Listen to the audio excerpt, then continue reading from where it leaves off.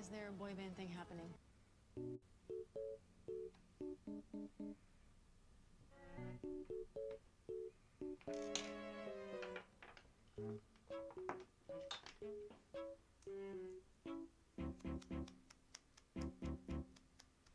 Hello. I couldn't find the small stand, so you're on the big stand today. Actually, I should probably do a thing. Hold on! Oh, you messy boy. Big messy boy. That should clean you off. Alright. Cleaner.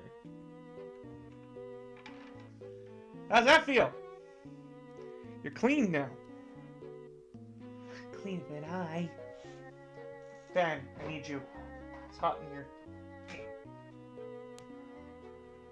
There's some spicy stuff today.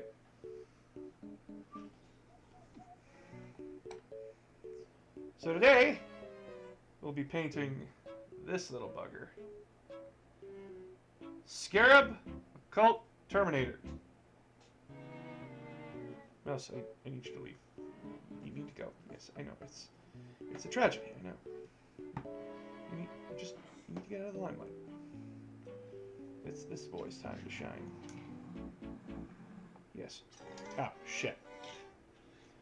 Will mouse and keyboard be safe? Mouse and keyboard will be very safe. I need to adjust the brightness on this fucking lamp. Oh my god. Camera, please. Right here. Appreciate it if you... Actually, maybe if I lower it down a little bit.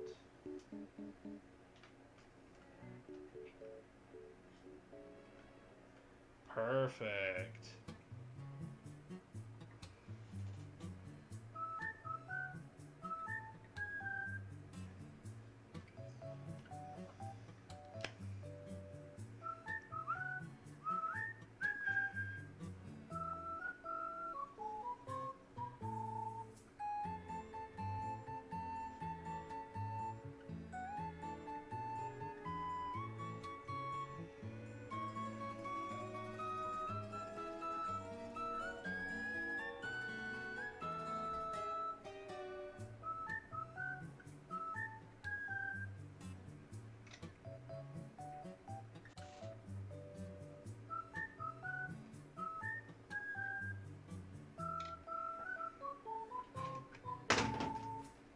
Oops.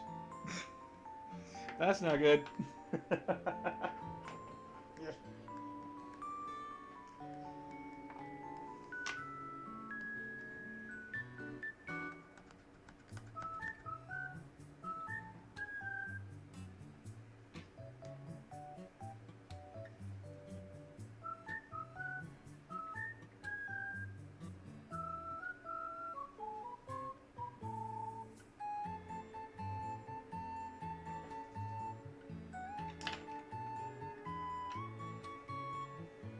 Oh yes, the head MD, no thoughts.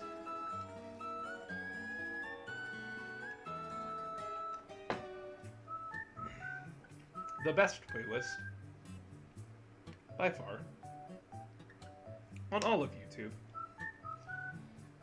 Tastes simple.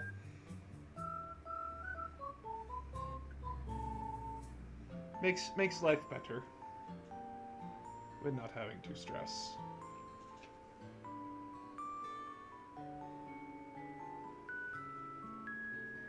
No feeling or want of murder, just paint and feel good while painting. People have not made me want to die today with how they've fucking opened their horrible mouths. Or their fingers have typed irredeemably stupid shit.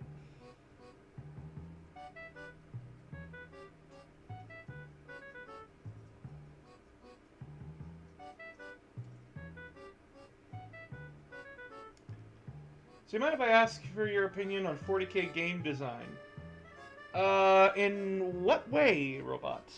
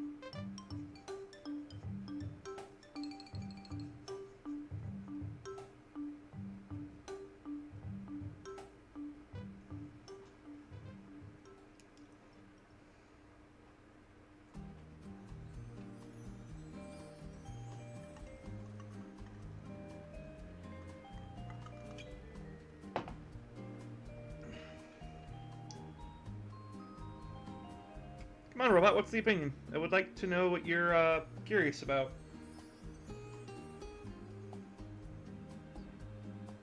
Share with me your thoughts.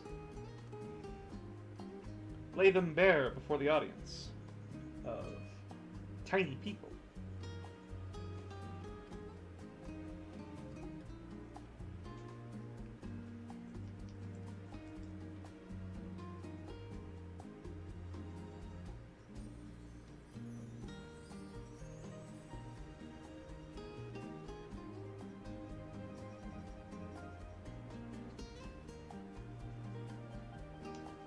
Sorry, gonna be typing for a minute. Hey, Blue!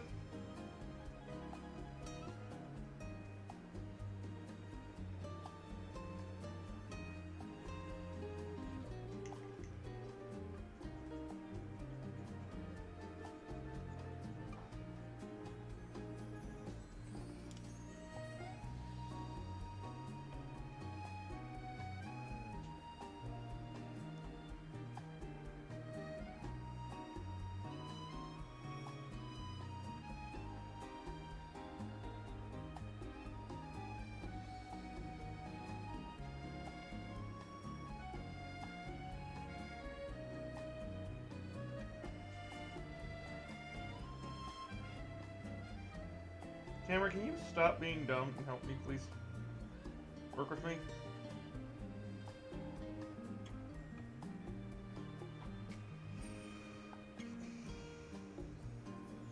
How does it look about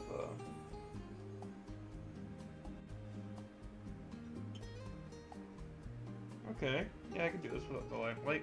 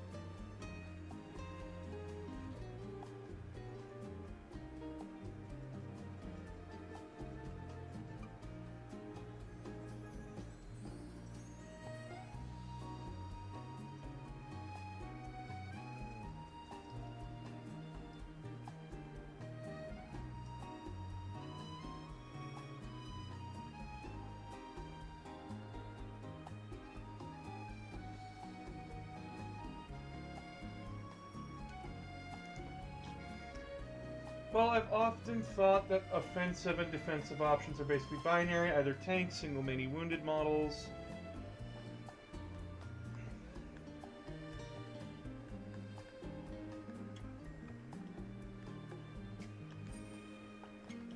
Okay. So what's the question here?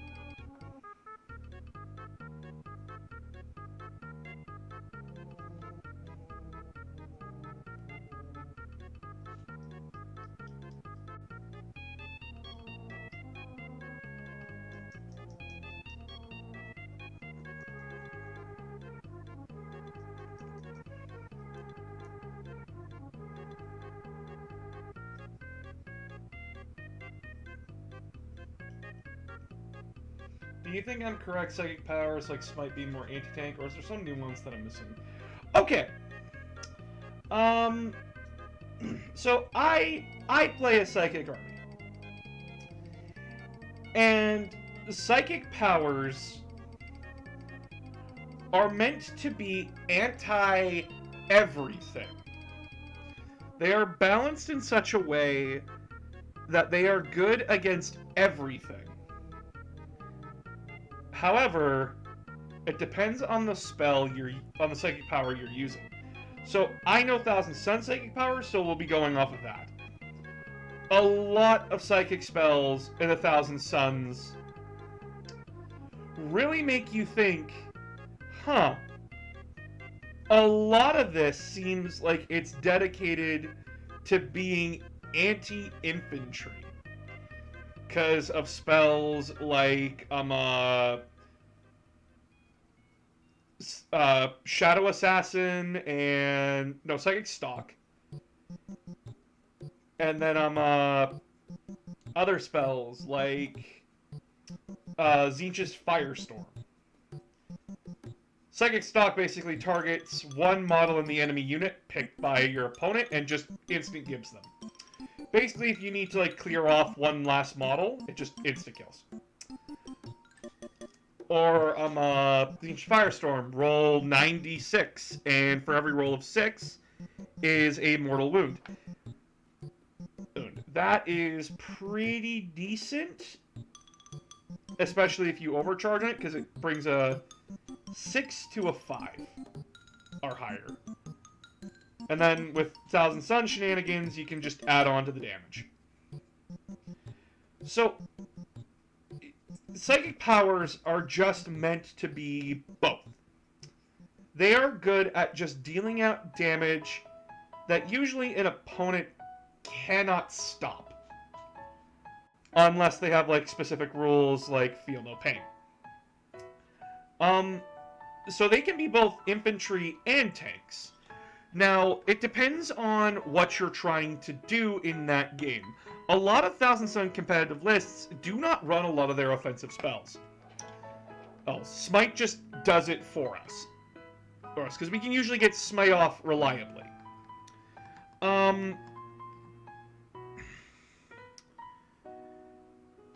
It heavily varies from army to army. Eldar have little to no offensive magic. Their entire thing is based around support. So what they do is, you have to measure on what are you trying to do. And in the game moment, what is the biggest threat? So, like, for example, if I'm fighting Imperial Guard, and they're running like a standard guardsman list, which is like a few tanks and a lot of infantry, my guns will be chewing up their infantry. Psychic spamming them to death is a waste of my time. However, for an army like Eldar, I will need to focus down their infantry because they will cause me problems. I only really know guards, so what is the best against conscript spam? What army are you playing? Because it depends on what you're playing. If you're going up against conscript spam, don't worry about psychic powers. You're just going to be killing lots of bodies anyway. Psychic powers are what you need them to be at the time. Come here. Come here. Fucking paintbrushes. Because, like, I don't know what you play, and I can't help you if I don't know. That's not a matter of me being a dick. It's just like, how do I help you with homework if I don't know what you're working on?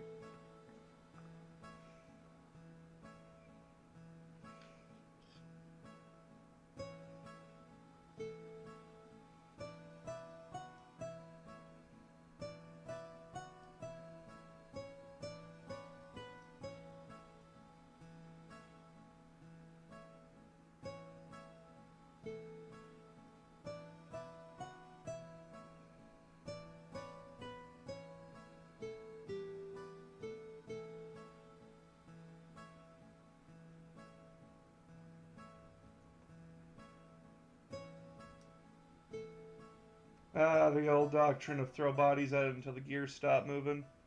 Yep, that's conscripts, man. I'm not trying to ask about list building or anything more than just understanding the design.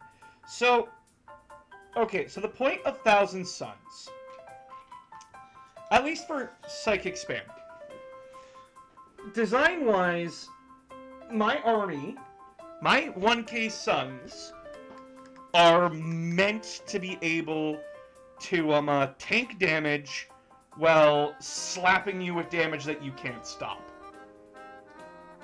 Ironically now, these Terminators are the best unit in the game. Not even a contest. And,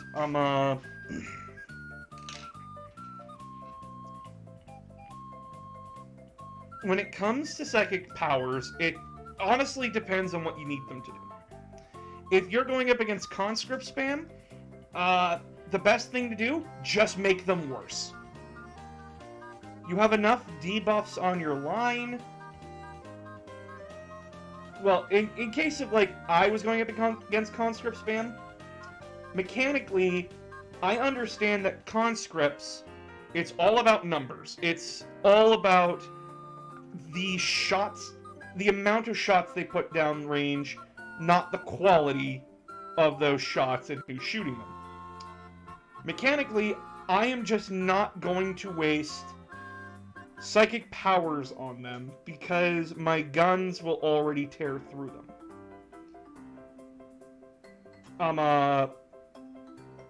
However, if it comes to something like a tank, I am going to focus that down because I need to.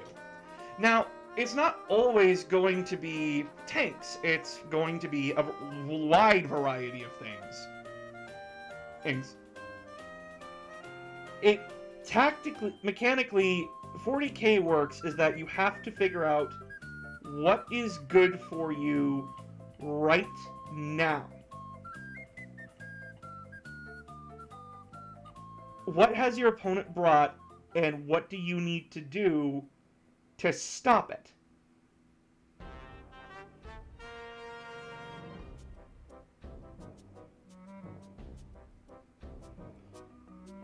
The 40k is just as much a game off the table as it is on the table, if you are thinking about it very critically. If your opponent is playing guard, you have to make the decision before the game starts. Like, do I plan for mass horde, or do I plan for mass tanks, or do I plan for a mix? Mechanically, it's better to go with both rather than one or the other. And that you synergize your army to work together or work independently of one another. I.e., squads and units should not be should be able to synergize with each other as best they can, but they shouldn't need to rely on each other to get the job done. An army that has to have a single unit to function, when that unit is gone, your army is fucked. And, it shows symbolically, but not every army is fucked with one, piece being removed. You can always claw yourself back, is basically what I'm saying. And it's kind of hard to understand the question you're asking. And that's not saying it's a bad question. It's basically just saying it depends. Because just some psychic powers are better for dealing with multi-wounded models than others. Like, I'm not gonna throw the spell Zinch's Firestorm at a tank. I'm just not gonna do that. It's better to throw that at an infantry mob. Because it maximizes damage. For a psychic spell like Doombolt, though, I will be throwing that at a tank because it's solid. It's a solid amount of damage.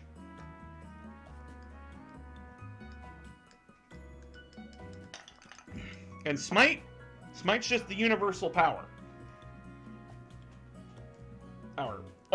Most of my units can just throw that out without thinking about it.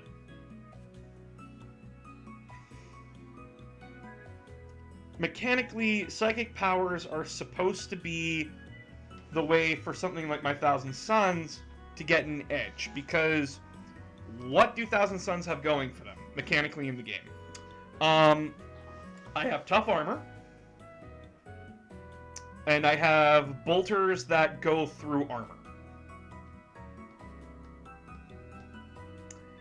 That's it. What makes me different than any other force? Not a whole lot. And that's why Thousand Suns are considered to be some of the best spellcasters in the game.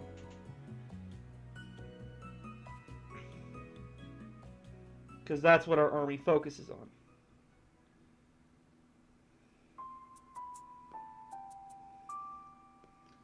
But,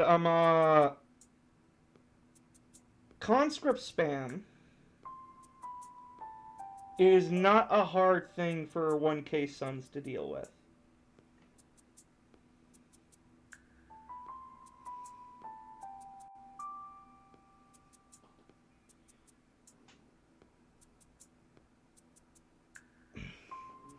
You're basically just throwing bodies at me and my bolters will chew through them. Conscript spam's no longer viable. It's too expensive to run a squad of conscripts, and you're just not getting your points back when you're playing with them. Are they a fun unit to run? Oh, hell yes! Are they a good unit to run? When a cultist is doing better than you are, for a lot less... Yeah, no. No, thank you.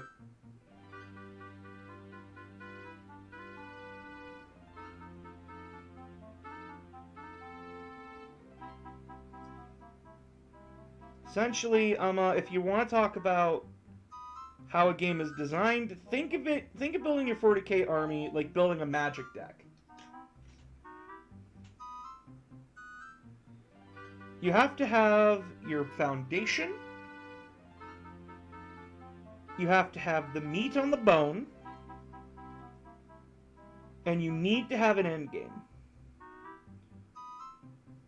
What is your army? What is the army you are using good at? And how can it achieve what it wants to do with the units you have that are available?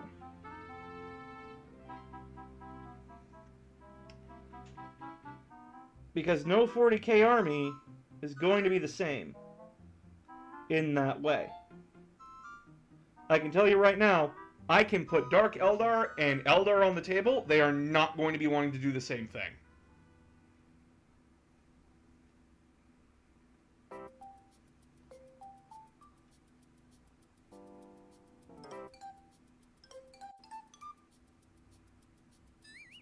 Like, for example, Dark Eldar do not usually like being stuck in combat for a long period of time. They want to be one and done. They want to insta-gib the thing they're going after, and if they can't do that, they're going to get squished. Literally the next turn. They will not survive getting stomped on.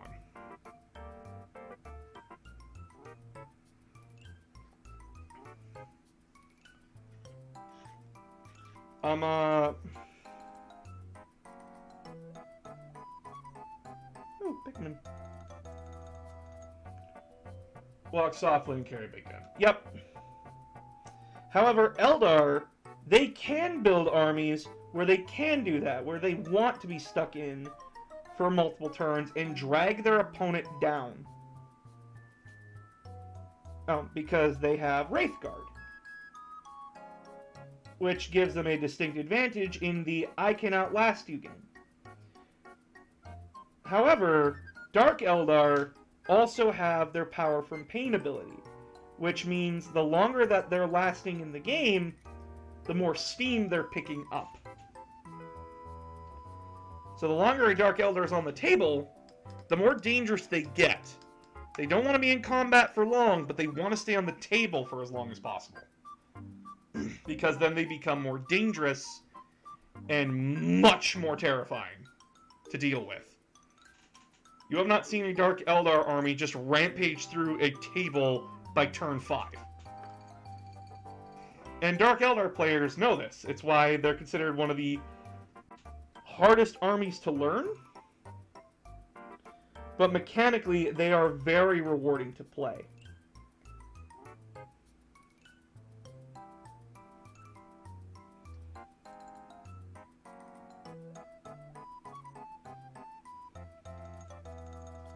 For my Thousand Suns, I want to be within range to hit my opponent wherever I can. I want to be in range with my spells, I want to be in range with my guns, and I need to be in range of my guns so that way I can help them. If I bring a group of Terminators onto the field, you bet your ass they're going to have a sorcerer beside them who is going to pump them full of magic to basically make them more effective.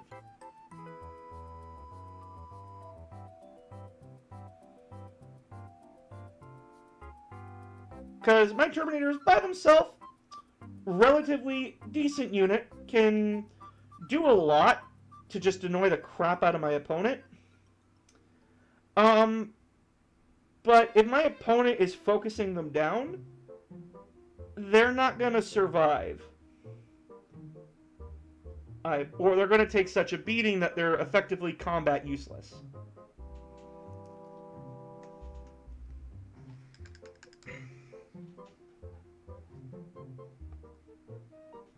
But yeah, psychic powers are not inherently just anti-tank. They're just anti-anything you need it to be. If there's a tank in front of you, smite it to death. If there's a squad in front of you, judge if you need to smite it or shoot it to death. It's the same with looking at a tank. It's just judging if you need to shoot it to death or not. I hope that helped, or if I just made it more confusing. I hope I didn't make it more confusing.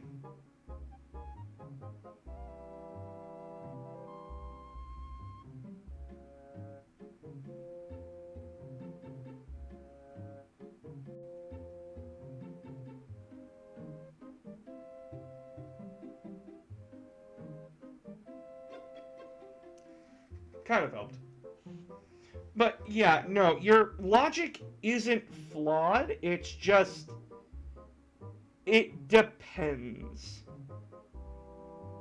It's massively a thing of it depends. And I know a lot of people don't like to hear the it depends, but that's what 40k is at the end of the day. It depends on what's going on and what you're doing. Because remember, 40k is just an advanced game of chess. You're responding to what your opponent does, and your opponent responds to what you do. Magnus to 3B.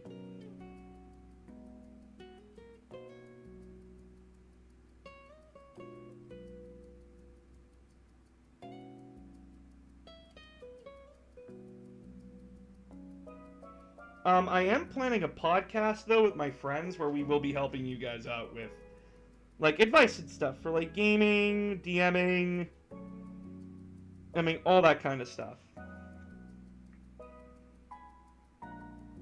I just need to get the artwork done for it. Is Zen just streaming here on Twitch? Live podcast for all of you.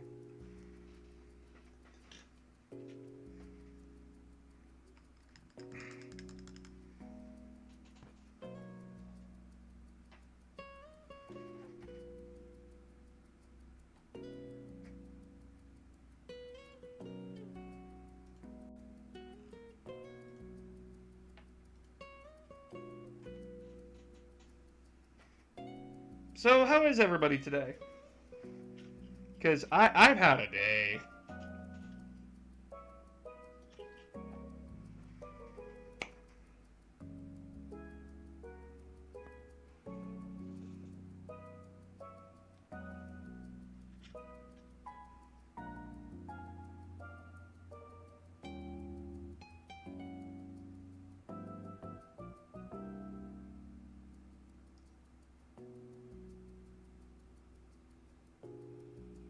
Also, this song is from Mario Sunshine.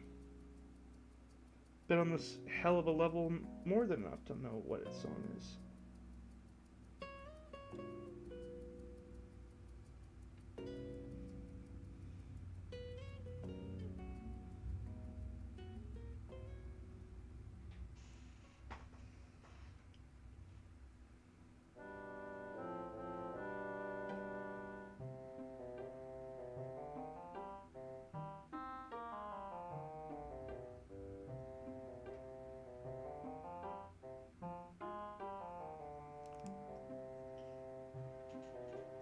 Also, Karn is bait. How dare you? Karn is not basic. I will fight you on that. Karn is not basic at all. You gotta think real hard with Karn. You actually have to really think about how you're gonna get him up the field. Because an exposed Karn is a dead Karn. But when you put Karn on offense, anything that you need him to kill, short of a fucking knight, is going to die by Karn.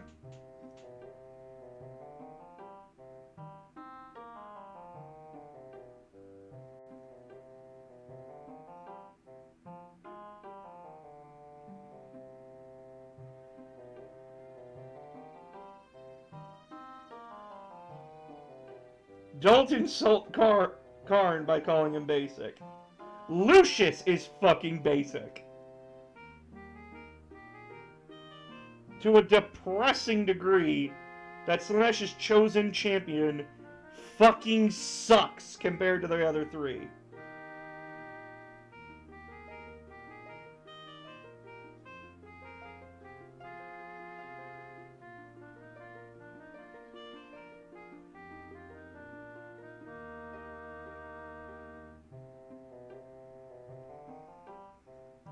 No, I meant his philosophy. It might not be best comparison since I don't play them, but it's maybe like a fighting game where each character faction. Well, no, some armies are just better at doing things than others. And a good commander, a good army builder knows his army's weaknesses going into a game. I am well aware of my Thousand Sons' weaknesses when I go onto the table. I'm not fast, I have nothing reliable to get me around the board, so I need to accommodate it. How do I fix that? I either bring Rhino transports to make up for it, but what does that do? That wastes space. I have to rely on keeping tin cans alive. To keep my men mobile. Or I choose a spell. Sure, I can only cast it once per turn, but I have 2 mobility spells in my roster. I can move a squad into proper positioning, and I can teleport a squad into proper positioning. It all depends. And it shouldn't be like a fighting game. And a fighting game is more of a one-on-one kind of a thing. And whereas 40k, yes, it is you against your opponent, but it's you and your opponent with 2 either similar armies, the same army, or 2 wildly different armies. And armies are relatively balanced, usually, when we're not 9th edition, and GW actually fucking talks to each other, and communicates. Jesus Christ.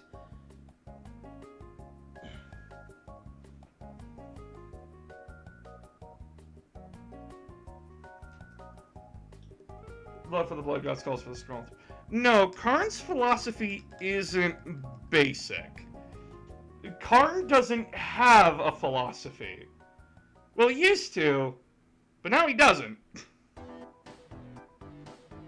Oh, Diddy Kong Racing.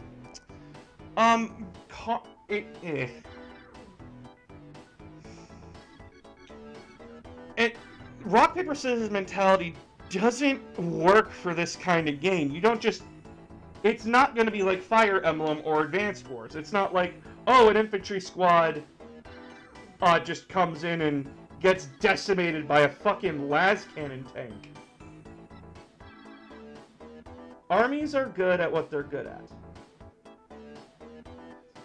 You'll usually find that an army has mastered one realm of warfare. And if that's all that army's good at, that's all that army's good at. And it sucks when Dark Eldar... Yes, the elephant in the room is GW ruining what is a good... Maybe because capitalism. On this odd Monday, I want to die. Anyway. It's not just capitalism, it's the fact that they aren't talking to each other. It's a balance issue.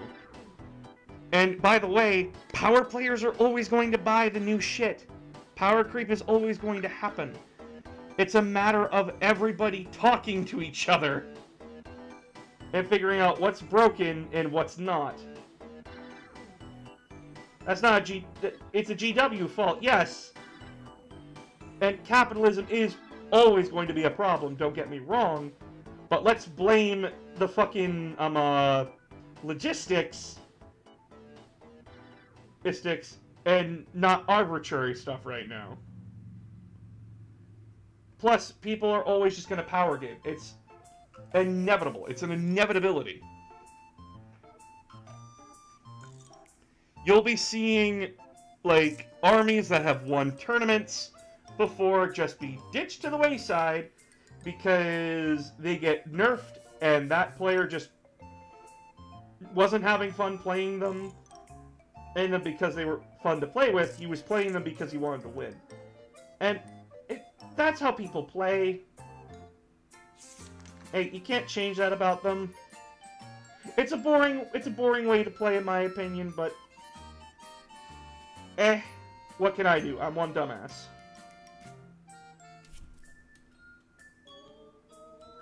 And GW is a business at the end of the day. They gotta make money. But their game is suffering for it because the guys need their balancing team to communicate. Hi. How goes? I was more thinking Codex/Supplement Creep.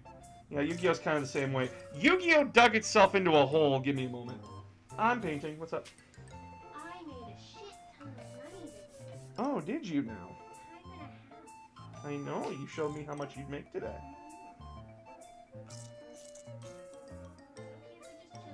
Yeah, I'm just gonna be yelling at chat here in a hot fucking second. No worries. So, guys,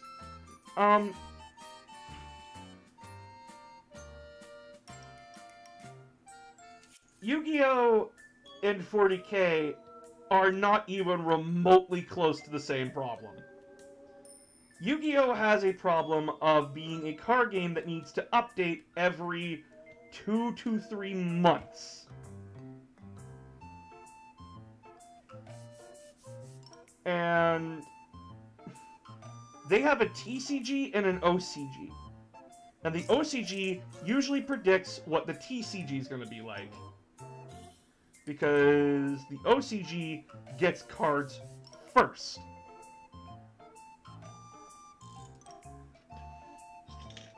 Yu-Gi-Oh! Is not in the same state as 40K is, because we know what's coming down the waterway.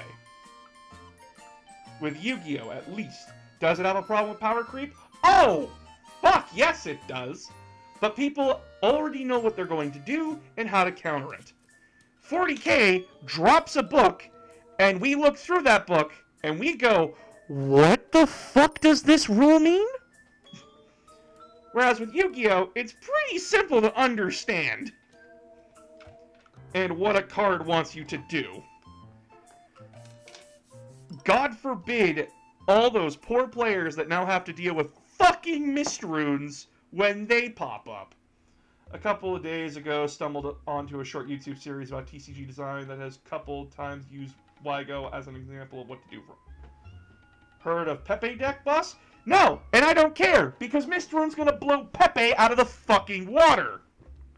And if you're talking about frogs, I'm sorry, Mist Runes are going to do totally awesome what we did to Goat format.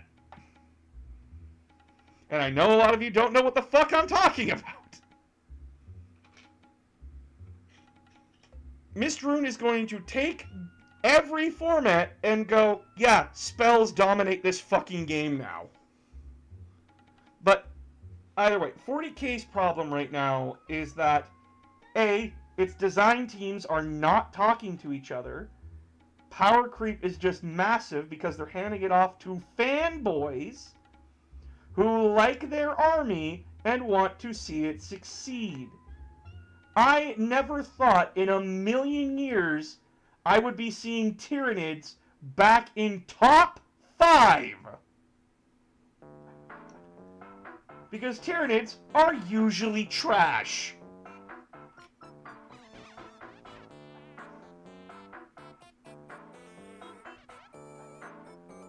And it shows. Now I'm seeing Tyranid armies just tear through everything that isn't Custodes. Because whoever designed the codex, the Custodes Codex, was doing heroin or something. Because holy shit, is it on crack. I never thought I could have a negative to my charge until I met Custodes.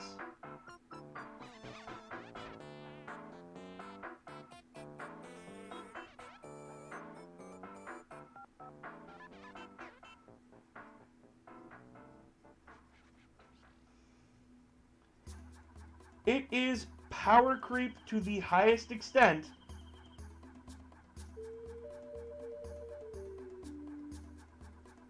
And Pepe was a Pendulum deck that was so broken it broke tier 0. Pendulum isn't a problem anymore! Pendulum got nerfed into the fucking ground! Stop thinking old times and come to us! Come to Modern, please! I've been watching Modern Yu-Gi-Oh! Pepe is not an issue! Hey Jojo.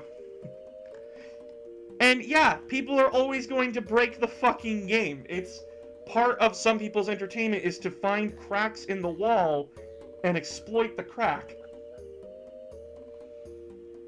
I have never seen a game that has had a concrete rule system.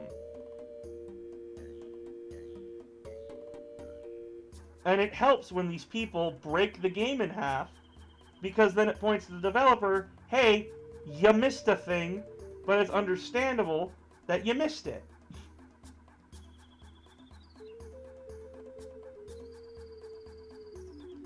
For 40K, that was Hordes for us for 8th edition. Everybody thought Hordes weren't going to be... I believe the most broken deck is Mystic Mine of it. No!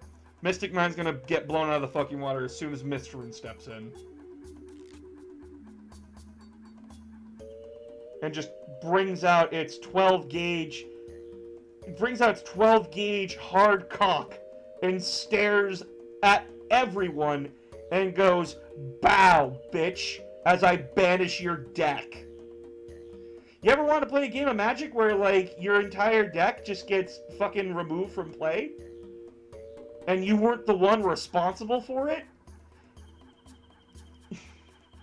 Yeah, you're gonna feel like shit in half a second.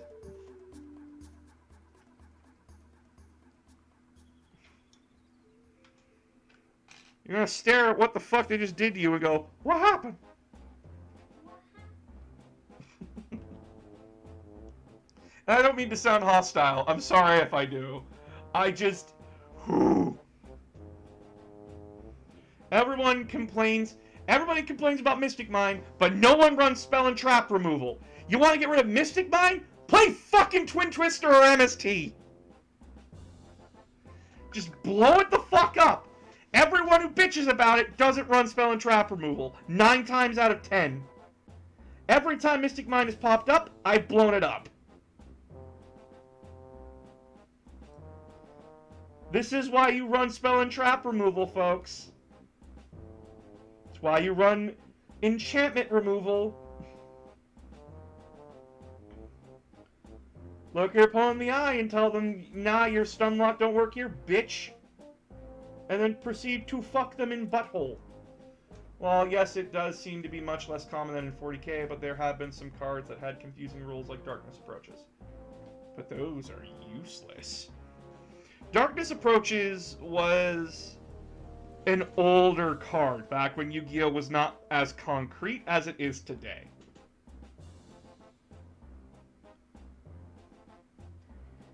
And Yu-Gi-Oh! Has a problem, unlike Magic and Pokemon, where it allows players to use cards from every set. Whereas Pokemon and Magic say, nope, when the new set comes out, you are only allowed to use sets within that release date. So, like, 2 or 3 sets behind. At most. I think. If I'm wrong on that, I'm wrong on that. I don't remember how Magic does their thing, but either way, you're usually only supposed to use cards from that set. Yu-Gi-Oh! Responds with, hey, you want to use this cracked out cocaine of a card from, like, 10 years ago? Here you go! And then players just break the fucking game in half. And then it led to rule confusions when, like, hey, so I thought cards can only be placed face down defense? This card says face down attack. Is that a fucking thing? And then Konami had to ruin the fucking meme. Because it was an actual legit concern.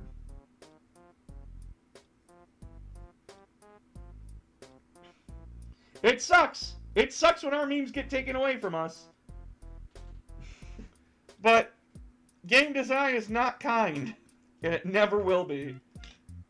Well, I heard rumor are going back to bring back Yada Lock. Yes and no on that. Yeah, no. Yada Lock's not coming back. Something similar might come from it, but it's not going to be 1-to-1. And I don't trust rumors, I trust what I see. And Yu-Gi-Oh! Players speculate all the time. Everyone thought one deck was going to be... Everybody thought DDDs were going to be the shit. And then fucking Zodiacs came out and took my fucking thunder. And that is when I stopped playing Yu-Gi-Oh! Because I was just done. You could only piss me off so much. Right, Phoenix? Never mind, you weren't listening. Cool. Does it feel hot right there? Does your nose feel stuffy?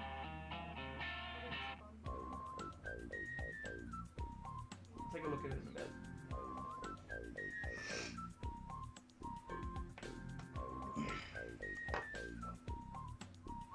Yes, Yada itself is unbanned, but apparently other parts of the combo are still banned. Yeah, that's the thing.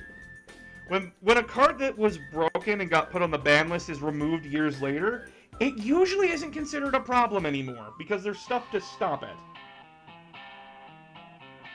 Yada is easily stoppable.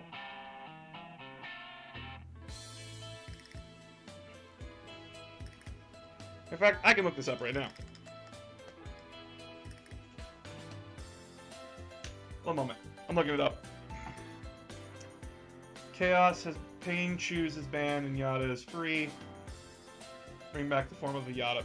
Yeah, because people want to be nostalgic.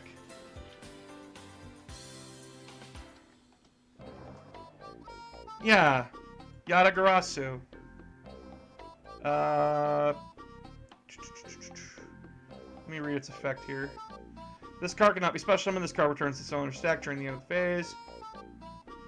When this card inflicts battle damage to your opponent's life points, your opponent skips his or her next draw phase. That is so easily stoppable, it hurts. There are just too many things that could stop that, like infinite impermanence. Any of the ash blossoms can stop that. Any monster with effect negation. It was taken off the ban list because there's too many things that could stop it from getting off. Is it devastating when it does get off? Not really anymore. A lot of decks can get around the, oh, I can't draw? Okay, I'll just search what I need. It's not a problem anymore. Is it fun to see those decks come back? Yes. Do not get me wrong. A lot of people love to see their old favorites come back, and I was hyped when they took Change of Hearts off the ban list. Now, it's still limited, but my baby is back, guys.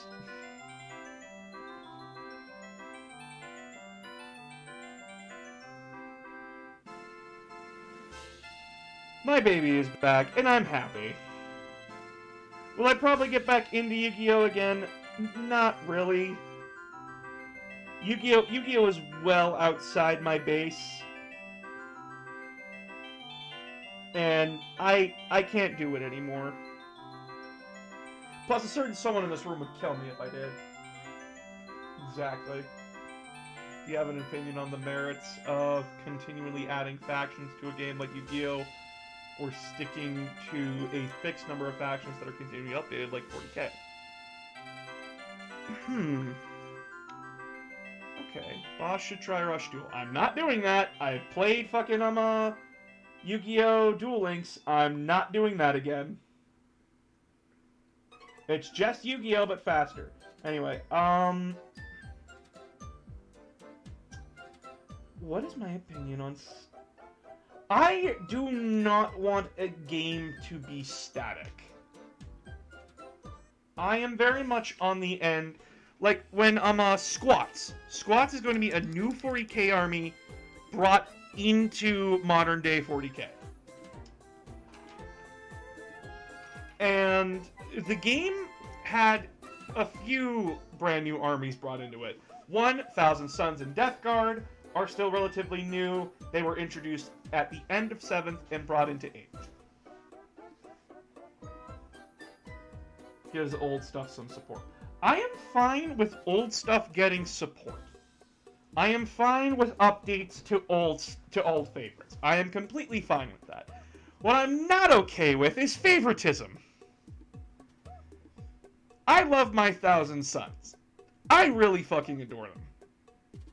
But what pisses me off is that if fuck-ass McGee gets a hold of my army and basically says, oh, this army can do all of the good shit, and just basically says my opponent doesn't get to play the game anymore, I get pissy. It's the same with any other army or any other deck. I hate favoritism. Because when there's a clear favorite of all the armies, or any of the decks, it's not fun. I.e., Dark Magician and Blue Eyes White Dragon. I hate those two groups now with a burning passion because they never stop getting support, while my poor boys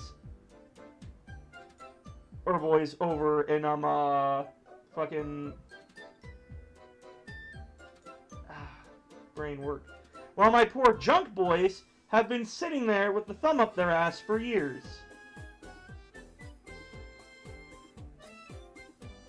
Now I understand business-wise why it's a good idea to support Dark Magician and Blue Eyes.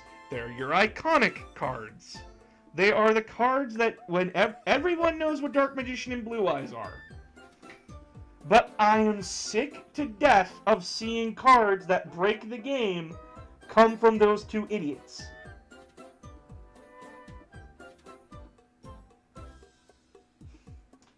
Wait, Thousand Sons of Death Guard were added in 7th, just like the Custodies and, I think, Tau... No, Tau were added back in 4th edition. Tau are not as young as you think they are. And Thousand Sons of Death Guard have existed in 40k, they were just never a... They were never a true faction, they had, like, their special unit. But that was it. Like, Thousand Sons had the Rubric Marines, Death Guard had the Plague Marines... Go from there. Then 7th and 8th edition dropped, and 7th edition had Thousand Sons as an army. And then 8th edition brought in Death Guard.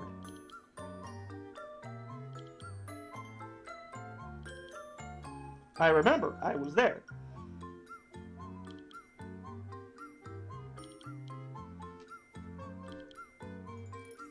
And how dare you make me remember my cringe years.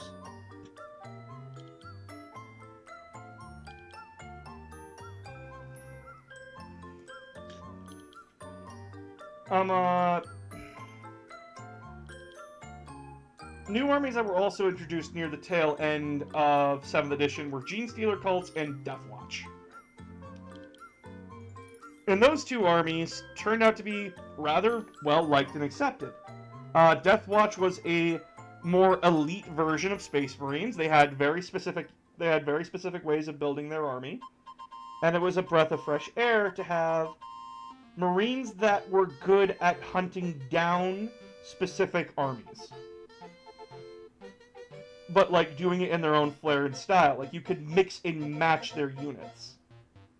Instead of being like, oh, this is a jump jet squad. This is a heavy weapons squad. You can have a jump jet guy and a heavy weapons guy in the same unit, and they did different things for that unit. Whereas Genestealer cults was, like, the new infiltration army. Their whole gimmick. How long ago were all the Marines in 2 codexes? 8th edition. So... Fuck, when did 8th edition come out? Babe, can you look that up for me quick? What? When did 8th edition come out for 40k?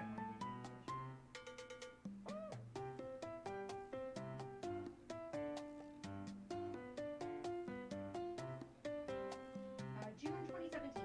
Okay, thank you. Fuck, it took 3 years to get 9th edition. Anyway.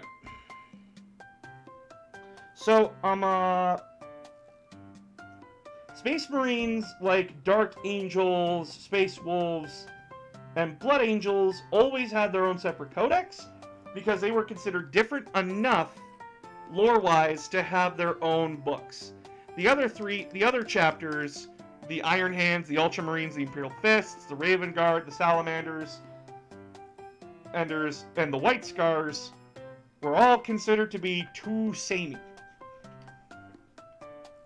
And then, 8th edition happened, where the Marine chapters were so different now that you could do separate books for them. Was it a marketing scheme? Yes. Did I fall for it? Yes. Fuck you.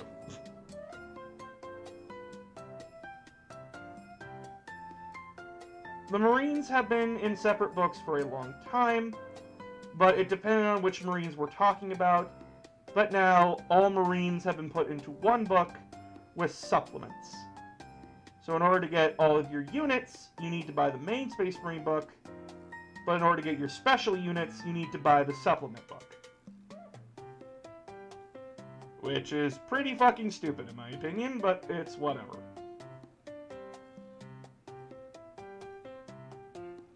It's how they want to make armies wildly different without having a fucking tome in front of you. Even though that's usually what the Space Marine Codex turns out to be half the time. Space Wolves always have their own book to answer the question, never. Yeah, Raven Guard, White Scars, Ultramarines, Imperial Fists, Iron Hands, and Salamanders never had their own book till now. And even then, those were cancer. I remember the cancer. It was terrible. Iron Hands were the most broken piece of shit army I've ever seen in my life. And I'm glad they got nerfed into the fucking ground. Fuck Iron Hands.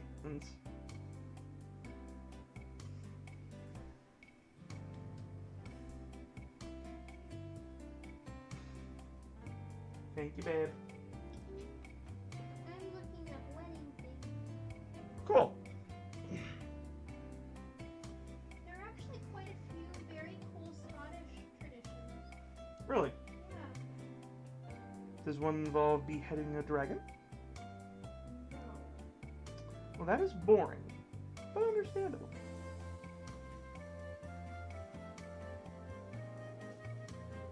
Please tell me none of them involve heavy drinking.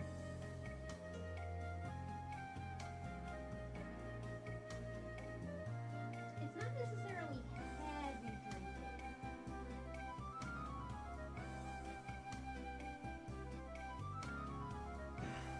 But yeah, in response, I am fine with games adding in new card types and new armies. I am very much fine with that. It helps keep a game fresh.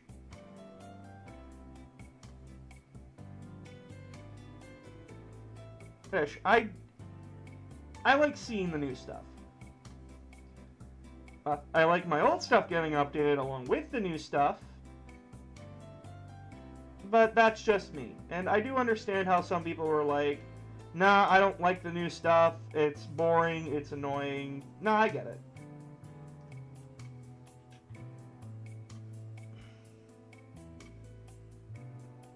I am fine with I am fine with new armies. Will I buy that army? Not necessarily. I'm not ever going... When Custodes came out as a 40k army, I was not going to jump ship to them. Because it was just, cool, they're too small for me.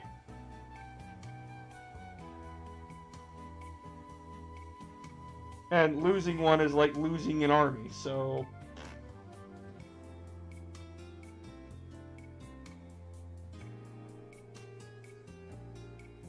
But yeah, a lot of armies got their start in 8th edition, and it's really nice to see that. Death Guard could have used a kick to the fucking jaw, though. In my opinion.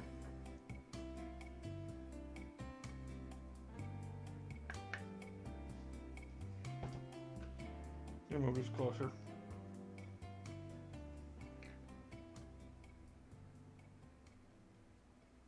Shit.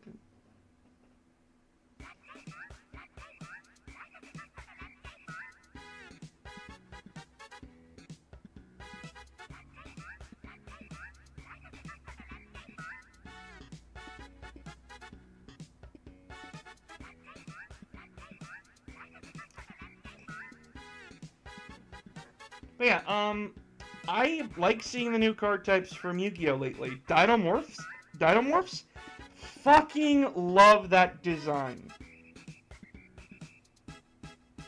I mean, I wish Dynamis got a lot of love and support, but hey, you can't have everything you want.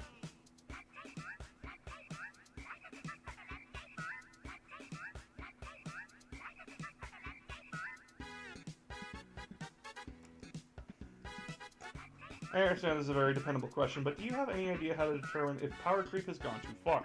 Oh, easily! I actually have a very good way of telling if power creep has gone too far. Look at the tournament scene. Regardless if it's Warhammer, Magic, Yu-Gi-Oh!, even in video games, look at the tournament scene. If you see the same thing at that tournament, all the time, same army, same deck, same list, that is when you know power creep has gone too far. When the only strategy of victory is throwing that at someone. I saw back in 8th edition, when power creep went too far was when Iron Hands were kicking ass and taking names. And making everybody who laughed at them for being the Legion with a dead Primarch that did nothing, basically got out of bed, cracked its knuckles and said, "I'm awake now, bitch." And then made everyone their bitch. My friend, who is a competitive 40k player, who plays Knights, did a test run against the competitive list Iron Hands were running at the time. The model that army was centered around, The very thing that army needed to function did not die to a whole round of shooting from knights. And by the way, knights are an army of titanic units. They usually look at a unit, and if that unit's not dead, it's probably crippled. That single model, that dreadnought, stared at Pete's army, my friend's army, laughed off all of his shots, and any damage that he did do was repaired the next turn. And that's just if it didn't use anyone as a human shield. You ever wanted to watch fully grown men cry at one of the most boring tournaments ever conducted on 40K? Watch Imperial Fists versus Iron Hands. That was the finals before that book got nerfed into the ground. It was boring as sin to watch Imperial Fists try all they can to kill an Iron Hands dreadnought and fail to do so. The entire fucking game. If we are looking at a deck or a army that just refuses to die and everyone's running it, that's when power creep goes too far. When one army is crushing everything and nothing comes close. If it makes the game boring, that is when it's too far. I was watching Puff Forest again, and his table faced some kind of level 4 pig demon. Do you think that? No. No. D&D is balanced in that way. And it depends wholly on the GM. It's why there are CR rankings. That pig demon from Tomb of Annihilation, by that point, when you get to that area, you and your party are relatively high level. That Nelfishne hurts like a bitch, but you have so many players in your party with a collective health pool that is dwarfing it. That's not overpowered. Overpowered is throwing a party of level 1 adventurers, never giving them a long or short rest, and then dropping a ancient blue dragon on them. That's overpowered. It is fairness at the end of the day. But that is one person making a decision, not a company. The DM, it's up to the DM to balance encounters on what the party is going to face. It has to be challenging, don't get me wrong. On a not challenging boss fight is lame. It's why everyone calls Pinwheel a disappointment from Dark Souls. Pinwheel is a disappointment because he's too easy. After you get throttled by giants, dragons, and other players, the last thing you expect is the fucking sorcerer guy to be the weakest point of the game. D&D is usually well balanced in that way that you can adjust the game's difficulty to suit the party. Nothing is too overpowered.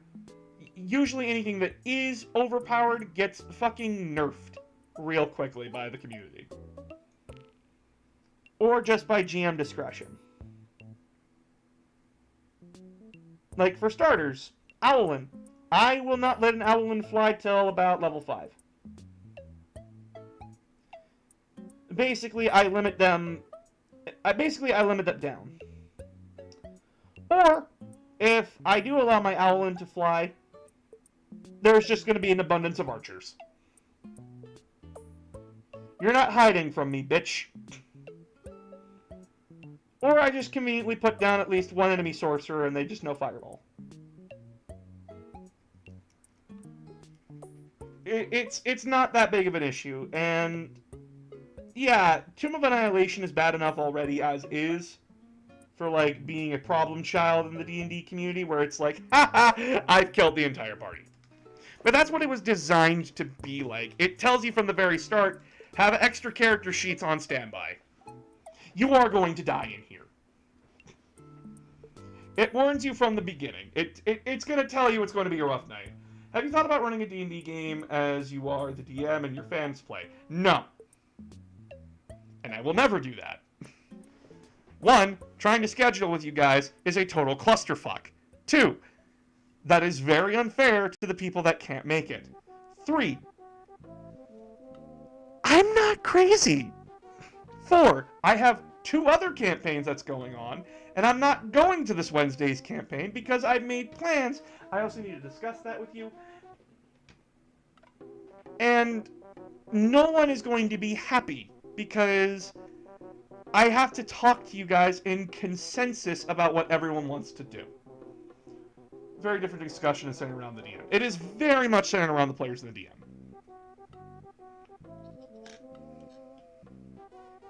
It's not all... Power creep is very much a corporation issue. It's very much an in-game issue.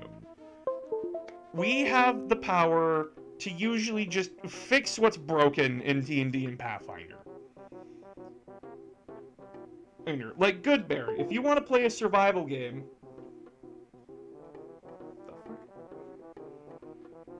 Oh, it's just my controller. If you want to play a survival game, it's usually a good idea to nerf Goodberry. Because Goodberry just kind of makes survival trivial.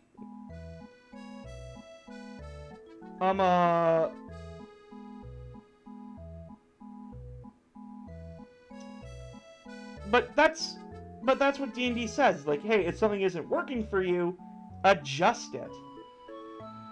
And then you just adjust it and tell your players, hey, this is how it's going to be.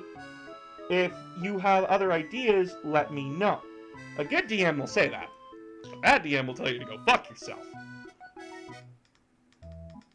But for something like 40K and Magic and Yu-Gi-Oh, where the rules are already entrenched, you can't just go in and change the rules.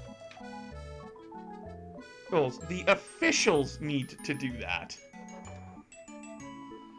It's not a one-to-one. D&D encourages you to change its rules if something is wrong. 40K tells you, suck it up, princess, this is how it is. Until we change it. And they only change it if something's a fucking problem. Like the Iron Hands issue, where a Dreadnought could be both a character and a fucking monster.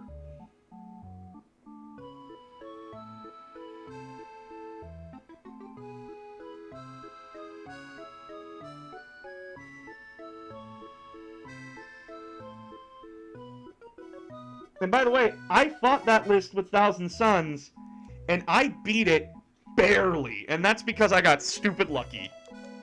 And I just had mortal wound engines to just butcher everything and just threw Magnus at the problem. Because unlike a lot of people, I know how to make Magnus work. Which pisses off a lot of people, because I won a tournament with Magnus. And everyone says, that's fucking impossible. And I just laugh at them. Because it's not.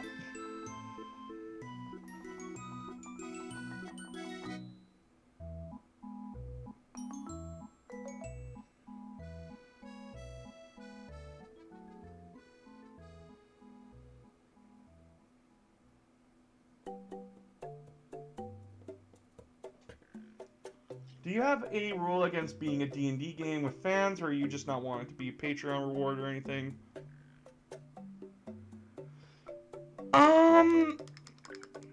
D&D is not something I want to do with my job.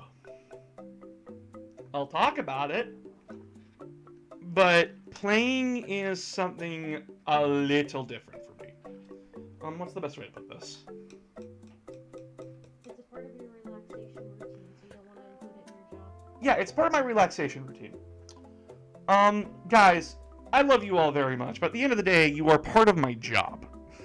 It is my job to entertain you guys. It is my job to build a community for you guys, to feel safe in, to feel loved in, to feel welcomed in. But sometimes I need a fucking break from you guys. Not because you guys have annoyed the crap out of me, even though you do sometimes, and I know you're doing it for fun, you little bastards.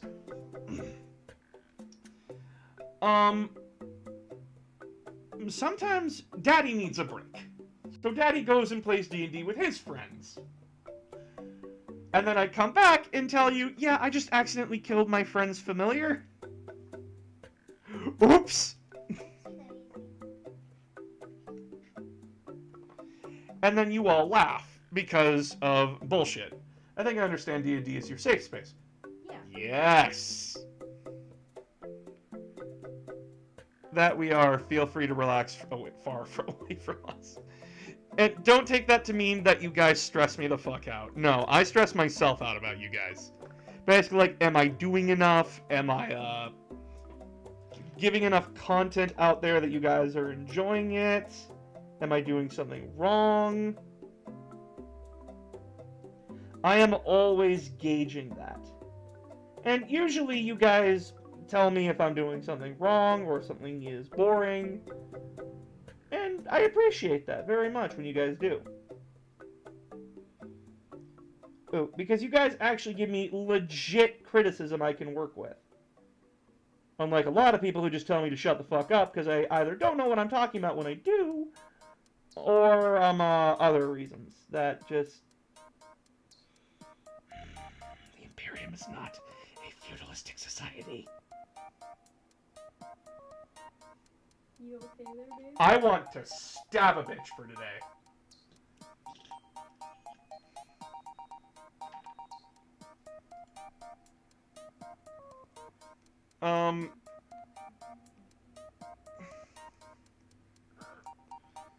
There is just some things in life where I just need to be away with my friends, to play make-believe, and then call it a night. What's uh-oh? In Gaelic tradition, it is unlucky to marry in the month of May. I want to make a joke, but I can't. Save it for after the stream.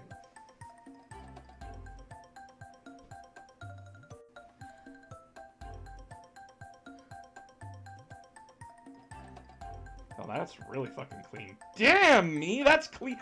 Oh, baby, that is clean. Come on, camera, focus.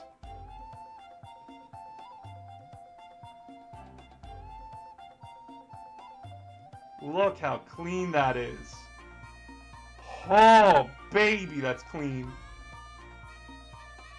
Oh, that looks sick. Oh, damn, I did a good job. Why am I coming over this? You're proud of yourself. Boss, I had a stressful day. Boss in D&D. Throw a goblin at the dragon! No, boss basically goes from babysitting you idiots to babysitting his party. That joke about the princess, that's just my current D&D party. That's just my team, and Borkwolf and Doggo called me the fuck out for that video, and I'm like, yeah, I did, and I'll do it again, and he's like, yes. He feels attacked, and he welcomes it.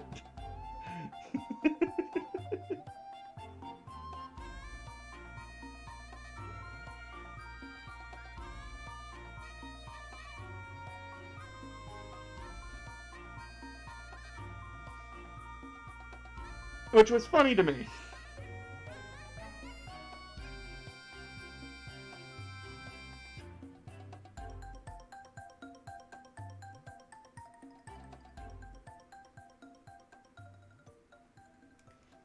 Just curious, you ever use 40k models? All the time.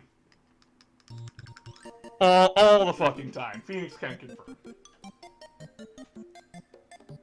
Sometimes they're just easy to use because I have an abundance of them for like a swarm, or like they're the same model size of the creature that I need. I have literally put Gazgul on the table and said, this is a dragon. Suck it the fuck up.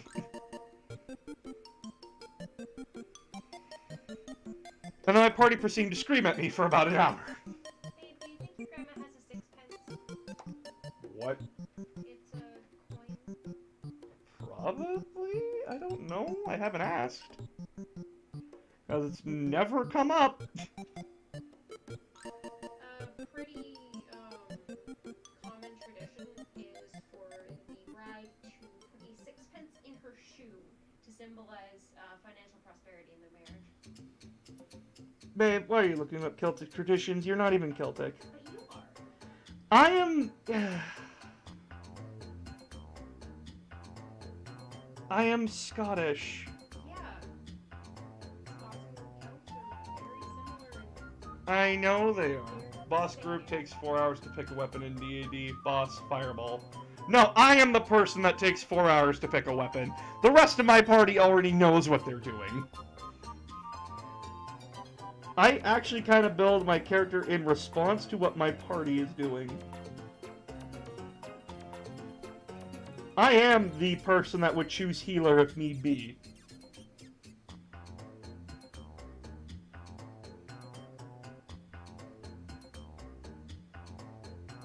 And I am technically the healer in my current campaign.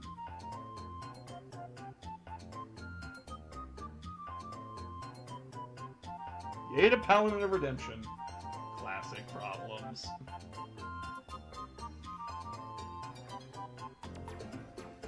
Guys, I basically babysit all of you, and then I go babysit my friends. And my friends in turn babysit me.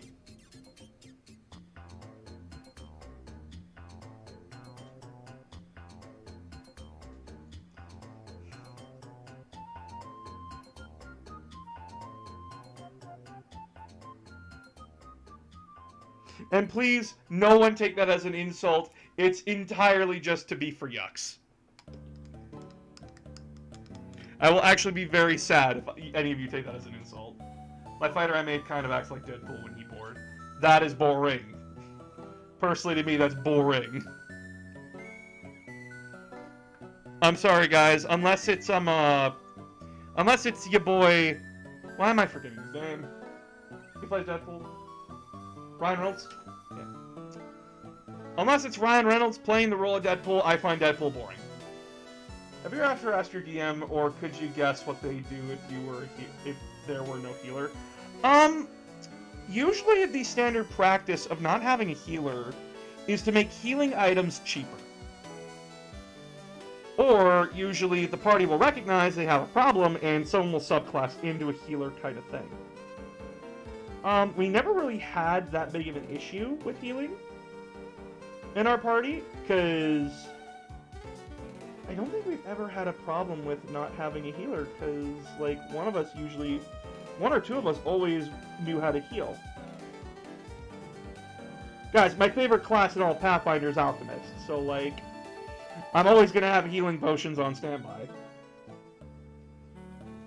They are not hard to make. I mean, he is going to be chaotic neutral. Cool, you're boring. I make fun of chaotic neutral characters all the time because they're just boring. In my opinion. Please play what you like to play. Please do not take me calling your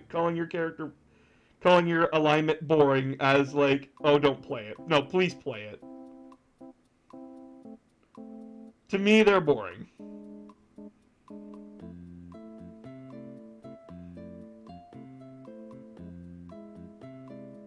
And please just be aware of the room.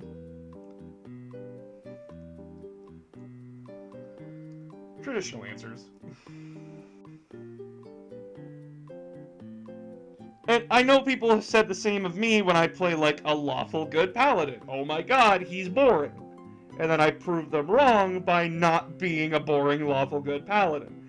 I actually go out of my way to uphold the law, but in my own way of doing it. Oh, it's illegal to murder people. Cool! It never said anything about me beating the shit out of them. I just can't kill them. Wording.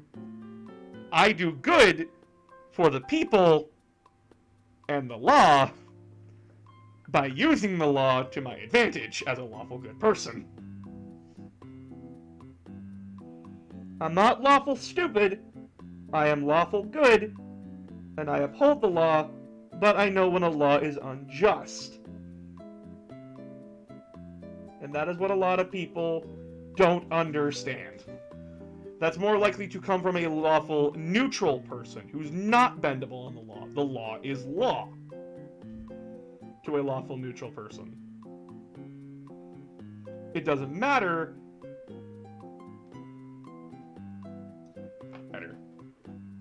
Basically, if I had to describe it, I just like a bit of chaos. And that's fine. Everyone likes a bit of chaos. I play kind of good characters all the time. So to explain alignment charts quickly, lawful good is the terms of righting injustice and wrongs, including if they are in the law. So if a law is evil, then a lawful good character will go out of their way to change that law. A lawful neutral person accepts the law for what it is. You have to give 100 gold to the people. You have to give 100 gold to the town before you enter. They'll just give the 100 gold or leave, because they cannot legally enter that town. Lawful evil is you are maliciously compliant. You comply with the rules, you're just malicious about it. Like the 100 gold thing. Sure, I'll get 100 gold by stealing it off of everybody and giving it to the town. Hey, you said I had to give 100 gold. You never said how I had to give it. Or, in my favorite case, how, Joe Cat said it. Lawful good, you tell your friend tells you not to fuck their dad. Lawful good will hold it up, will uphold that unless it's absolutely necessary that they have to fuck the dad. Lawful neutral, they will not fuck the dad at all. They are just going to stand there, even at the heat death of the universe, and say, I'm not fucking him, my friend didn't give me permission. Lawful evil says, cool, and then fucks your mom instead. Because she was off limits. Neutral good is that you are just doing good out of the nature of your heart. You are a good person, you just do good things, you help the lady cross the street, you help the poor village being attacked by raiders, you stop the big bad guy. Most good guy character archetypes fit into this role. Neutral characters, true neutral. If it doesn't affect them directly, they don't really care. They're going to give a shit if someone punches them, but they're usually just kinda okay with everything going on, so long as it doesn't personally affect them. We call those liberals, and we fucking hate them. Neutral evil.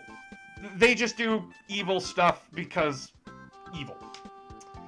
Now to the chaotic, and a lot of people get a lot of these alignments wrong. Punisher and Deadpool are chaotic neutral. They do what they want, when they want.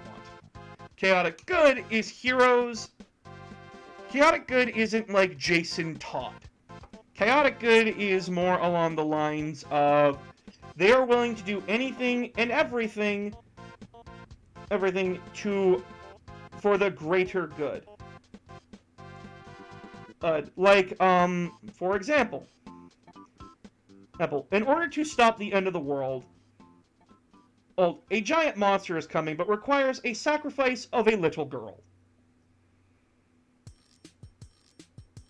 Most characters would consider this to be a situation of well, how do we not like lose the girl and everything? The chaotic good character will just throw them to the creature and say bye bye. And then everyone looks at them like they're a fucking monster, and they respond with, we're alive, are we not? They are the more likely people to punch the asshole king in the face because he's being an asshole.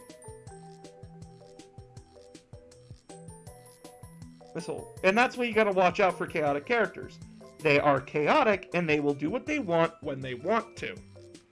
They're just going to do it in their own way. Chaotic good characters usually do it for the greater good. But chaotic neutral characters do it because simple satisfaction. Evil characters do it because it's evil, and that's the only reason why. Chaotic neutral does it because fuck you. Yeah, chaotic neutral does it because fuck you. Chaotic evil does it because fuck you, I want to watch the world burn. You can reason with chaotic good and chaotic neutral. You cannot reason with chaotic evil. It's why most villains in D&D campaigns are chaotic evil. You can't reason with them.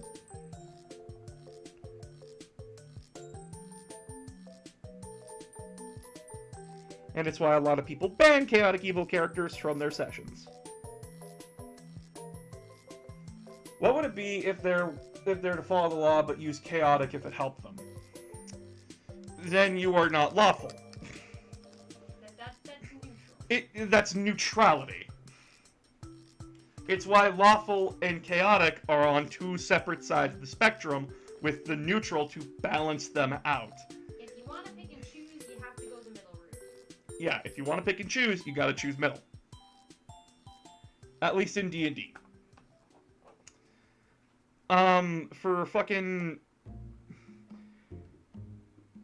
It's why lawful and chaotic don't get along, because a lawful character will usually go out of their way to do things within the law. Well, like, hey, we need to get into this orphanage, but I'm going to do it legally. I'm going to get a search warrant. While the chaotic character just says, fuck it, break open the door and start screaming. I mean, it's easier my way. And usually the middle character has to respond with either siding with the chaotic character, like, hey, time is of the essence, we don't have time for this, or, hey, time is not of the essence here, we need to be a little more tactful about what we're doing, and usually one or the other gives up, or the asshole goes and does something.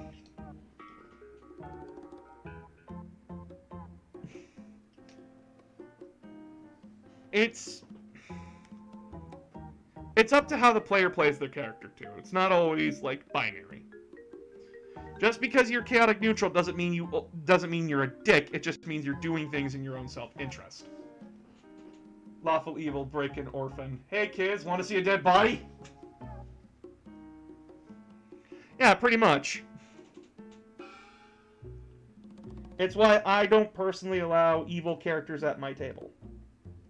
Well, chaotic evil characters. I allow neutral evil and lawful evil because they're relatively reasonable when it comes to things, and they will do things for self-preservation.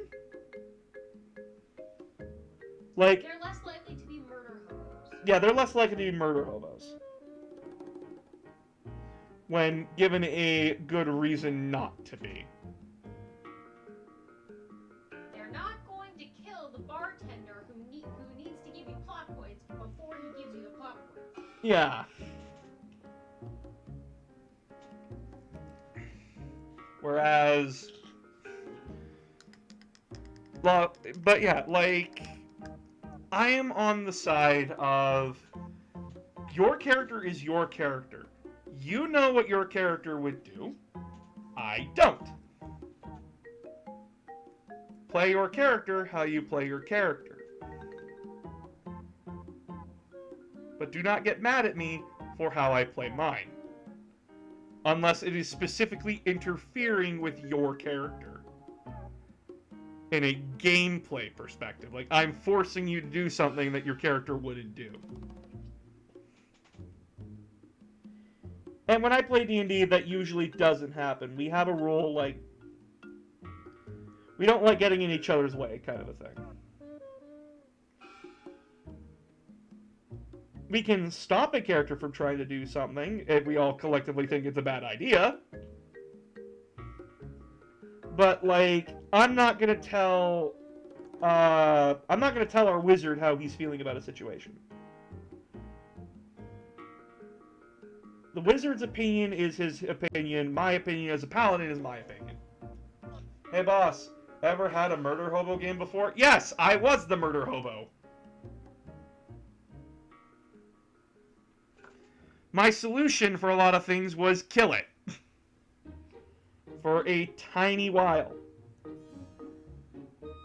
And that is usually what people do when they start playing Dungeons and Dragons or Pathfinder. Haha, murder is always probably going to be the first thing on your mind. When you're first starting out, you don't really know where the boundaries are for what is acceptable in roleplay and what isn't. Mm-hmm. So you always, a general rule is that people will push the chaotic boundary first and then learn that they don't have to do that to have fun. Yeah, and that's what I did.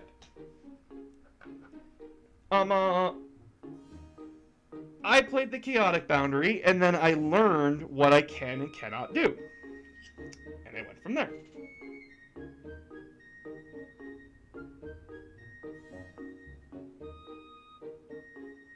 Like, guys, I ended up playing Palpatine for a campaign. I had lightning hands and everything. I was playing sorcerer. I was like a 40-year-old man.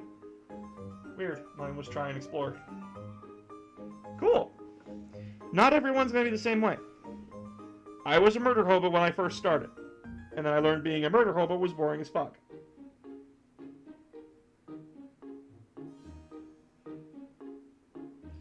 Because murder hobos just kind of stumble on everything and don't actually learn. It's just boring. It's also a lot of work for the DM to try to work around all of the NPCs that you killed. Yep, and usually your party usually gets banned from places pretty fucking quick. So like the entire campaign was supposed to be like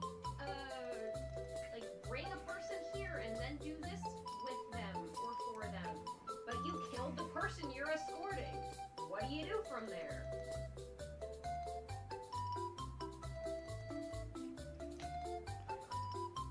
Build a castle.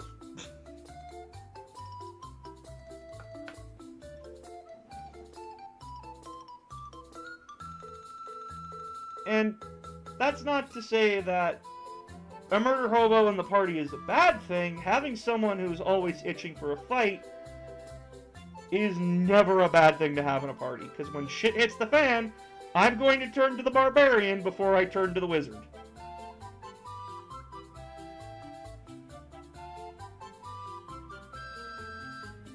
But in times of talk, I'm going to turn to the bard, the sorcerer, and the wizard because they know how to fucking talk and can make rationally good arguments.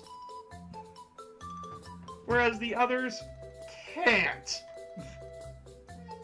Can't or won't. Can't or won't. Usually won't.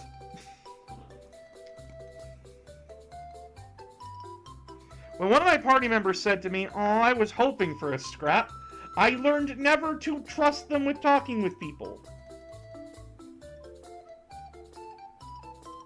Hey, baby. Hey, you.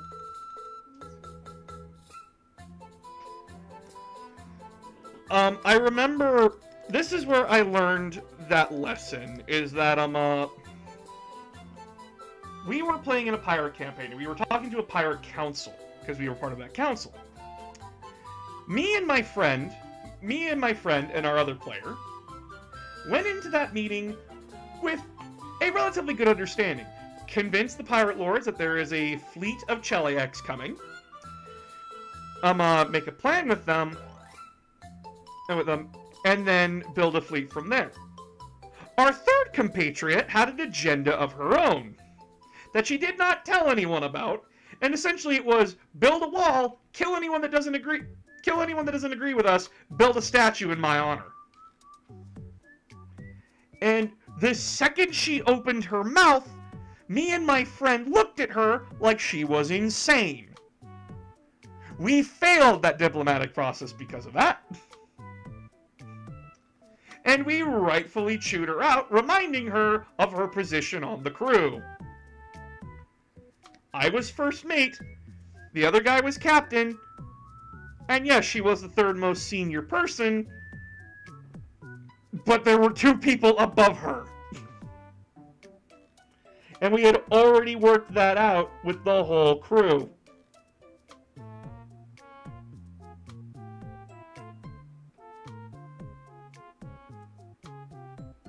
But that is how her character played, and we were playing ours. And ours were thinking much more of the bigger picture. Whereas her character tended to focus on the more significant details of that picture, i.e. anywhere where she was standing. Whereas the rest of us were in our own very different boats. What would you think of a character who is all democracy, the needs of the many because they believe might makes right, and numerical superiority is the mightiest advantage one can have? That is a character I played. For the people, by the people. Fuck you, the people are right.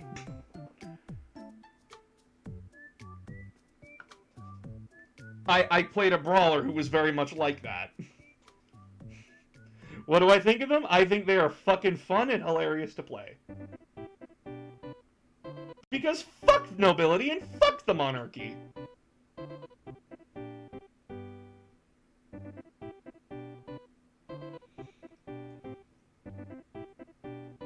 When you can punch things, it's much more fun.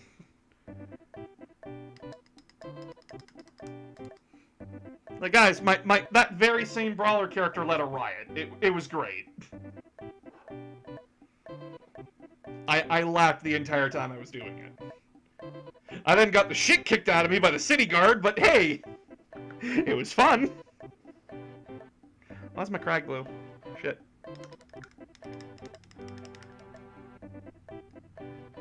Didn't need my crag blue, I needed Cantor. That's how I'm playing my Bard / Paladin right now. Yeah, for the people, by the people. Fuck the nobility. Socialism reigns supreme over here. Doesn't help that the character I was playing at the time was living in a brothel. Because his mom was a brothel worker.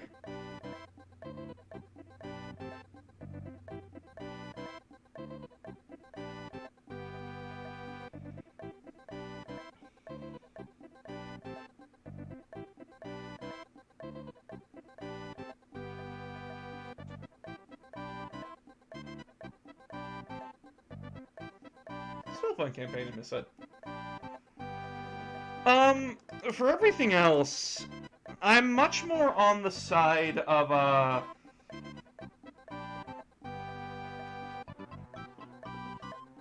God, how would you explain the characters that I play, Phoenix?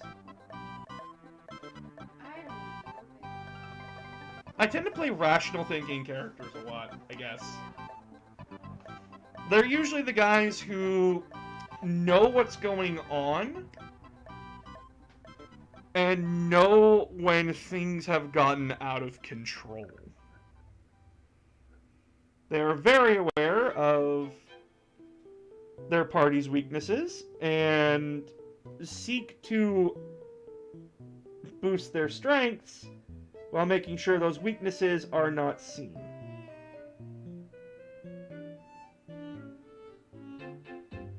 But usually forgetting that they themselves have a weakness and getting fucked in the ass for it.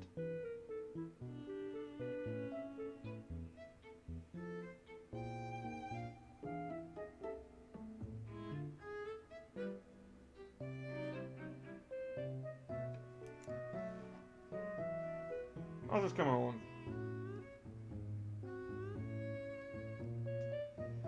I feel like a DM could maybe do something with showing such character forms of ultimate power, either gods or magic artifacts, to challenge one of their views. No. You challenge the player's view by social situation, or by just making an encounter where they lose. There can be mandatory losses in a story, it just has to make sense. And it just has to not kill them. and just has to not kill them and not feel like a total fucking out of nowhere experience. I.e., if a character gets really hot for their britches and challenges a character that's well above their level, yeah, you have full rights to kick that player's ass and humble them. It's what I did. I humbled my player.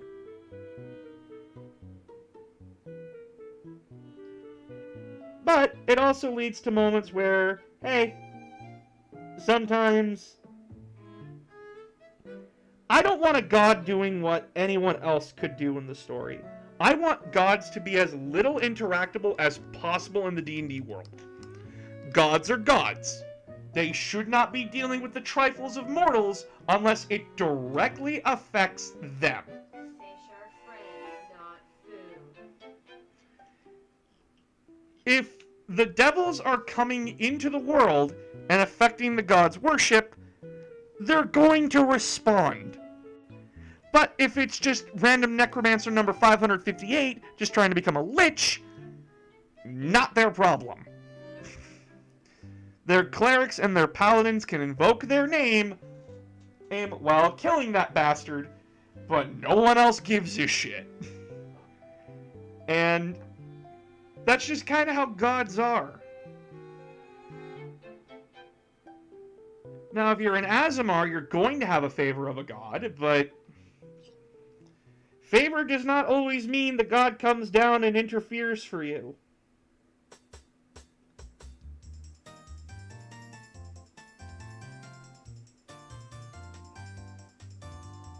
Because since when have gods given a shit about their kids?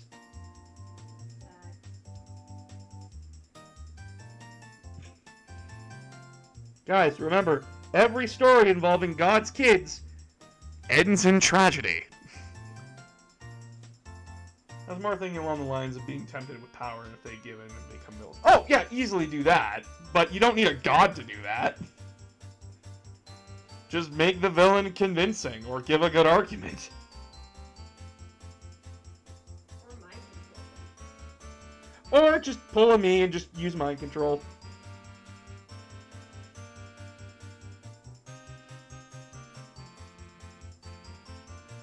You had fun mind controlling the party, didn't you, babe?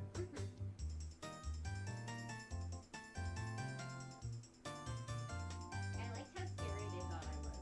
But then they met me. Oh, I need fish to survive.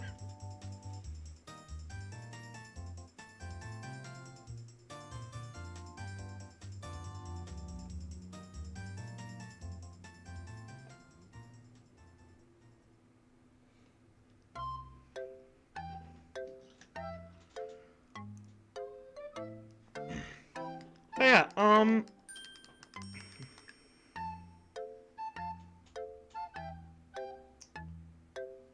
I would not say that,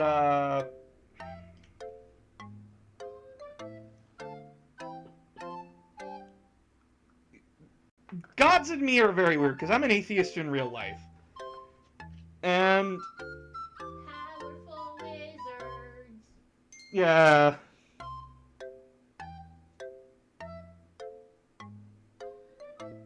And it's that kind of hard thing in my brain to disconnect the fantasy world's gods, because in a fantasy world, the gods exist, and atheism is a very different thing in D&D than it is in real life.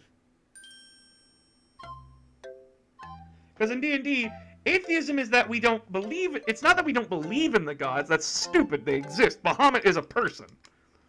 It's just that Bahamut's a platinum dragon. That's not a god, that's just a dragon with an ego. Shock of shocks, all dragons are egotistical maniacs. I don't care if they're gold, crystal, or fucking chromatic. They're egotistical assholes. That is a character of them. Character, prove me wrong. And you can't.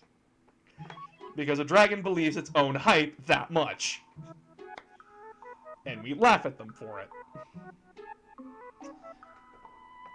Everyone else is just either a powerful wizard or a powerful dragon. Or both. Or both! I like both. Both is good.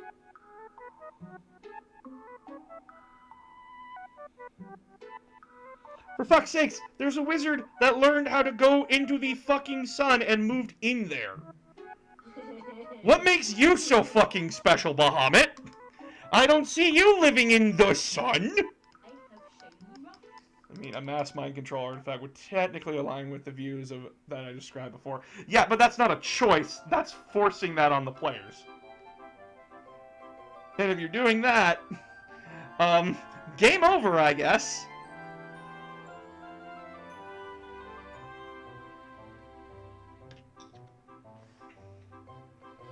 I would not recommend a mind control plot where the players have no agency. My GM right now, for another campaign that I'm playing in, is actually doing a very good job of it. We do have these tattoos that control us, but unless the person knows how they work, it doesn't work on us. And we're actively trying to get them off. I'm sorry to pull your attention away, babe. What's up? What time did you start your stream? I started my stream at 5:30. 5:30? So it's only been 2 hours. Yeah, I was gonna end it at the 2-hour mark. Oh. Yeah. Just a short stream? Yep. Because I'm painting. I only watch Same. Well, what time do you work tomorrow?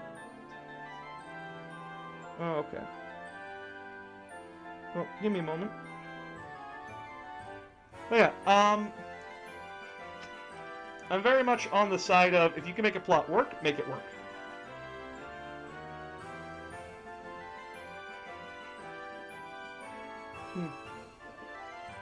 Sure. You know what I like?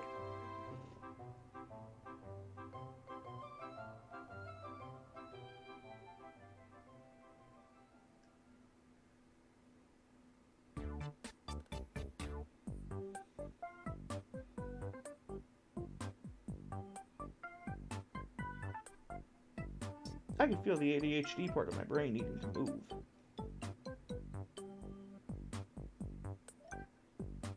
I call it gremlin brain. I've been having goblin brain all day. Goblin. Gremlin. No, gobble. Gobble. I've tried to run in where wizards think that divine magic is just arcane magic, that they've lost the theory on, just don't know how to do it. A little golden age tech in 40k. Yeah, 40k gods are very different.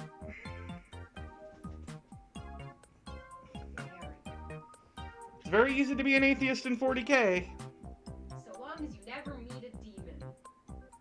No, it's very easy to rationalize demons away. Yes, it happened. A guy literally rationalized a demon away in the 40k books. Okay. Do you want your usual or do you want chicken? Usual. Do you want a drink or do you want to have a drink? I want a nice tea. Those are becoming pretty rare. Hmm? Iced tea days, you usually have Sprite nowadays.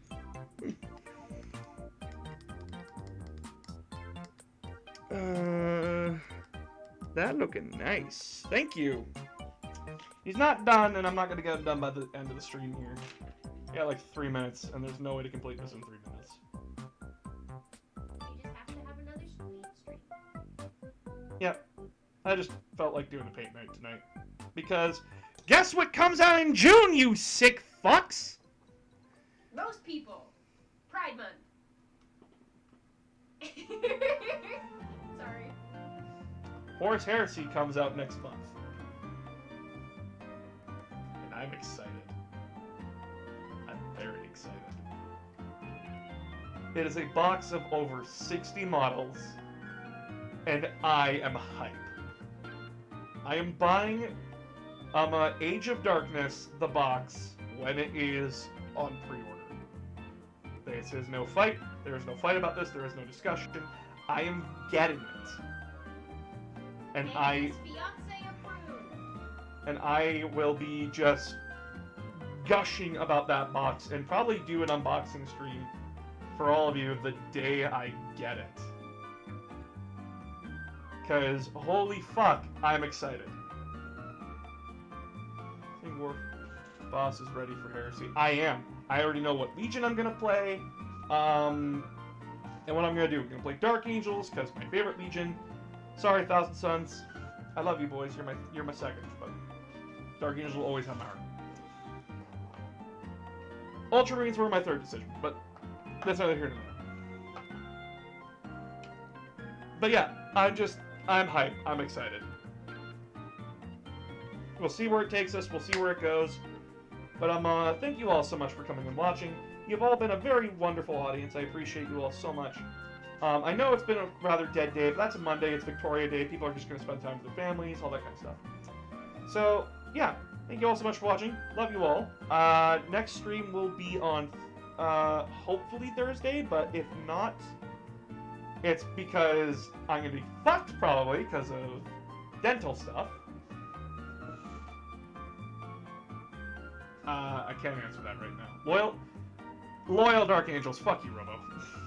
But, Thursday, I'm going to the dentist because I got a cavity in the back of my mouth, and that needs to be dealt with along with craters on the middle sections of my teeth, both up and down. Light craters, and that's why they assured me, like, hey, you probably won't need the freezing, but whatever. I'm gonna play it by ear. But yeah, thank you all so much for watching. I love you all. Please support me, share everything around. Good night, everybody.